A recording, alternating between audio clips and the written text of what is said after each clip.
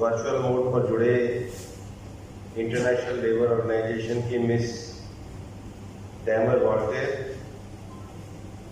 Mister Ariel B Castro, हमारे साथ मंच पर उपस्थित ILO के कंट्री हेड श्री सुल्तान अहमद जी, भारतीय मजदूर संघ के all India general secretary Shri DK Sinha ji, Delhi प्रदेश के अध्यक्ष श्री अनीश मिश्रा जी, प्रदेश के महामंत्री श्री दीपेंद्र चार जी, इस सभागार में उपस्थित विभिन्न ट्रेड यूनियन फेडरेशन के प्रतिनिधिगण और भारतीय मजदूर संघ के सभी पदाधिकारीगण, सबसे पहले तो मैं भारतीय मजदूर संघ को बधाई देना चाहूंगा कि उन्होंने worker information and support centre का उद्घाटन किया। और मैं बधाई भी देना चाहूंगा कि सभी फेडरेशन के प्रतिनिधियों ने भी आकर के इस रचनात्मक काम में अपनी सहभागिता करी। दुनिया भर में जिस प्रकार से टेक्नोलॉजी का विकास हुआ है, उसका एक स्वाभाविक असर है, और वो स्वाभाविक असर इस मायने में है कि हमारी पहुंच, हमारी पहचान और हमारी कार्य करने की क्षमता का एक अद्भुत विस्तार हुआ है। ये बात सच है कि टेक्नोलॉजी के इस युग में वर्कर्स के बीच में भी एक नया वर्ग खड़ा हुआ है।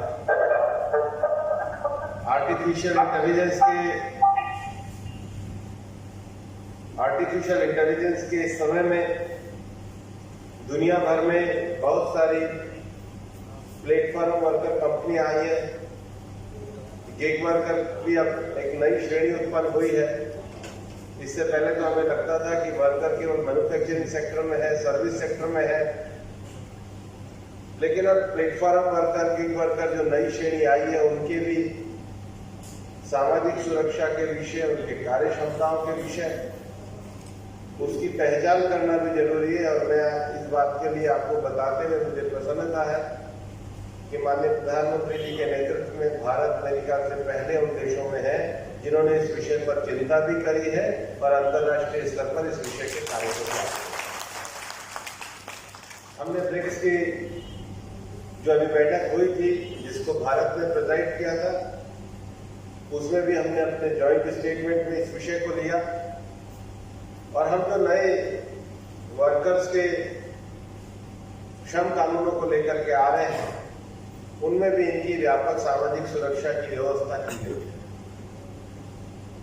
जो नया सोशल सिक्योरिटी कोड अभी लागू होगा, उसके सेक्शन 111 से लेकर सेक्शन 114 में प्रारंभ से यह प्रावधान किया गया है कि अनऑर्गेनाइज्ड सेक्टर का एक अधिकृत और एक सुव्यवस्थित पूरा रिकॉर्ड को रखा जाएगा।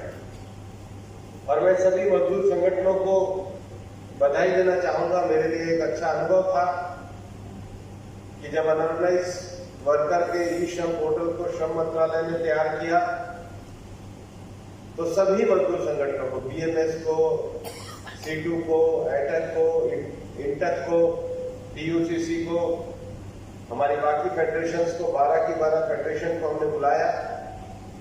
और मैं इस बात को कहना चाहूंगा कि सभी ने आज की जरूरत को देखते हुए इसको पूरी तरीके से सपोर्ट किया। ना केवल सपोर्ट किया, कार्यक्रम के लिए भी अपना पूरा स्टेटमेंट दिया। मैं आप सबको बधाई देना चाहता हूं। वास्तव में जब हम लोगों ने ई श्रम पोर्टल पे विचार किया, तो ये ध्यान में आया कि देश में 400 से ज्यादा छोटे बड़े ऐसे छोटे छोटे ट्रेड हैं जिसमें अनेकों वर्कर काम करते हैं। विभिन्न क्षेत्रों में स्पेशलाइज होकर के भी आते हैं। कुछ मौसम या इसको कह सकते हैं कि समय विशेष में काम की आवश्यकता होती है, काम को करके भी वापस लौटते हैं, कुछ काम को करते करते अपने अच्छे स्किल को भी वो डेवलप करते हैं। और ये एक ऐसा प्लेटफॉर्म हो सकता है जिसमें हम देश में इस प्रकार की व्यवस्था को आगे बढ़ा सकते हैं कि जो कार्य करने की क्षमता वाले लोग हैं और जो कार्य की आवश्यकता है, दोनों के बीच में एक सामंजस्य हो सके।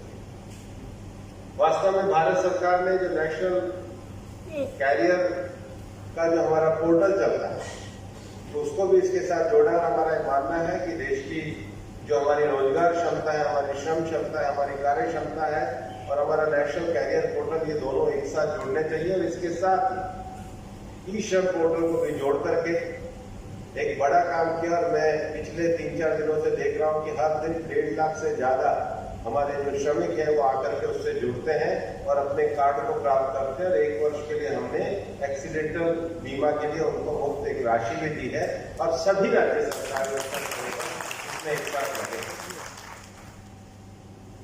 देश में सरकार के द्वारा एक और बड़ा कार्यक्रम इस समय किया गया है। भारत सरकार के रोजगार को लेकर के जो हमारे तिमाही आंकड़े जो आते हैं वो हमारे PLFS के आते हैं और उसको भारतीय सांख्यिकी विभाग के द्वारा पूरी तरीके से, व्यवस्थित तरीके से देश में कितना कार्यबल है, कितना कार्यबल को इस समय रोजगार की प्राप्ति है, वो आंकड़े हमारे पास रहते हैं। लेकिन भारत सरकार ने माननीय प्रधानमंत्री नरेंद्र मोदी जी के नेतृत्व में एक नया विषय और प्रयोग हम लोगों ने लेबर सर्वे की दृष्टि से किया। इस बार ऐसे 3 नए लेबर सर्वे हम लोग लेकर के आ रहे हैं जो देश के लिए बहुत आवश्यक है। पहले स्तर पर देश में जो बड़ी संख्या में हमारे अप्रवासी मजदूर है, माइग्रेंट लेबर है, उसको लेकर के कोई व्यवस्थित सर्वे नहीं है। भारत सरकार के लेबर ब्यूरो के द्वारा जो पहला सर्वे जिसको मान्यता सैंक्शन किया गया है, वो लेबर का अप्रवासी जो माइग्रेंट लेबर है उनका सर्वे किया गया। मुझे लगता है देश में अपने किस्म का पहला सर्वे है जो नीचे तक के हमारे गरीब लोगों को उठाने के लिए काम करे। दूसरा जो विषय है वो हमारे देश में डोमेस्टिक वर्कर्स, उनको लेकर के भी एक सर्वे लेबर ब्यूरो के द्वारा किया जा रहा है। और तीसरा जो सबसे बड़ा एक मैं मानता हूं कि अच्छा सर्वे लेबर ब्यूरो के द्वारा किया जा रहा है और उसको प्रारंभ किया जाएगा कि अभी तक जो स्टैटिस्टिक्स डिपार्टमेंट के द्वारा जो हमारा सर्वे रहता था वो कार्यबल के आधार पर रहता था, लेकिन ये सर्वे इंस्टीट्यूशन बेस्ड पे होगा। तो जिसको हमने एक्विस का नाम दिया, जो इंस्टीट्यूशन बेस्ड सर्वे जब होगा तो किस देश के क्षेत्र में कितने कुशल और अकुशल लोगों की आवश्यकता है, उसको ये सर्वे व्यापक रूप से, समग्र रूप से करेगा, जो देश के रोजगार के लिए बड़ा लाभदायक और एक पॉलिसी बनाने में बड़ा स्टेटमेंट के रूप में काम करेगा। भारत सरकार के द्वारा श्रमिक विषयों के अध्ययन के लिए एक बहुत बड़ा इंस्टीट्यूट हमारा वीवीगिरी किया जाता है। और अभी हमने सभी श्रम संगठन वैसे भी अपने नेताओं की क्वालिटी के अनाउंसमेंट के लिए, लेबर लॉज की जानकारी के लिए, उनके इंटरेक्शन के लिए ये इंस्टीट्यूशन है। और उस इंस्टीट्यूशन की कार्यक्षमता को ज्यादा अच्छी तरीके से व्यापक करते हुए हम सामाजिक और इस क्षेत्र में जो हमारे 96% जो हमारे असंगठित श्रमिक वर्ग के लोग हैं, उनकी सामाजिक सुरक्षा और उनके विषयों में किस प्रकार से मजदूर यूनियन के साथ मिलकर के हम प्रशिक्षण के कार्यक्रम को कर सकें, इन्हें निश्चित रूप से हमारी सरकार के द्वारा किया जाने की प्रतिबद्धता है। एक लंबे समय से हमने सभी संगठनों के साथ एक अनौपचारिक संवाद और बातचीत को बढ़ाया है और उसके काफी अच्छे परिणाम भी आए हैं। देश में संगठित क्षेत्र के मजदूरों के लिए ESIC का एक बड़ा नेटवर्क सरकार के द्वारा किया गया और ESIC के द्वारा सरकार के पूरे देश भर में 160 अस्पताल चलते हैं। और मैं इस बात की बधाई देना चाहूंगा कि कोविड जैसी महामारी के समय में देश भर में जितने ESIC अस्पताल है, उन्होंने केवल मजदूर क्षेत्र के लिए नहीं, सामान्य क्षेत्र के लिए भी सेवा करके एक बड़ा उदाहरण का काम किया है, जिसके लिए हमारे श्रम विभाग के ESIC पूरे डिपार्टमेंट को बधाई देना चाहूंगा। आज 12.5 करोड़ से ज्यादा लोग हमारे से इस लाभ योजना से जुड़े हुए हैं। और इतना कहने के साथ मैं ये भी कहना चाहूंगा कि जहां पर अब ईएसआईसी की सुविधा नहीं है, हमारे श्रम विभाग के द्वारा आयुष्मान योजना के साथ जाकर के उसको जोड़ा जा रहा है, क्योंकि यहाँ पे आईपी की संख्या कम है और हमको वो सुविधा पहुंचानी है। देश के 766 जिलों में से हम लगभग 540 से ज्यादा जिलों में आज ईएसआईसी की सुविधाओं को पहुंचा चुके हैं और हमारा ये मानना है कि श्रमिक वर्ग को स्वास्थ्य की सुविधा का लाभ दिलाना ये हमारी प्रतिबद्धता का विषय है। हमारे श्रमिक का, मजदूर का स्वास्थ्य अच्छा रहे, ये प्रधानमंत्री नरेंद्र मोदी जी का संकल्प।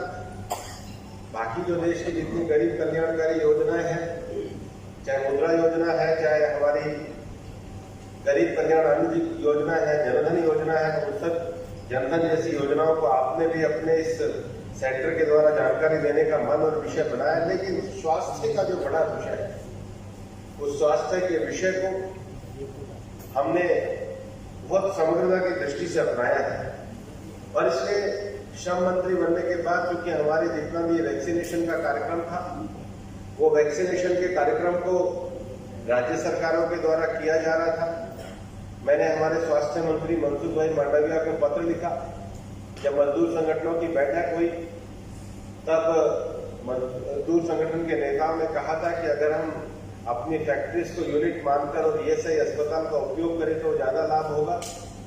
और मैंने माननीय हमारे मनसुख भाई को पत्र लिखा, उन्होंने तुरंत उसको स्वीकार करते हुए आज ईएसआई अस्पताल भी अपने आप में केंद्र सरकार के द्वारा वैक्सीनेशन उपलब्ध कराया जाए और हम पूरी तरीके से इस वैक्सीनेशन की लड़ाई में साथ लड़ रहे हैं।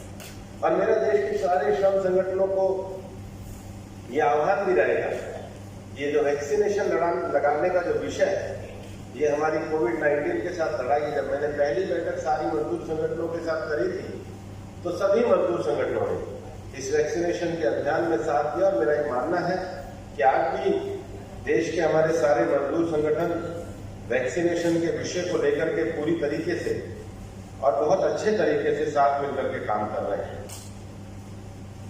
भारत सरकार के द्वारा माननीय दत्तोपंत ठेंगड़ी जी के नाम पे भी रिसर्च इंस्टीट्यूट है।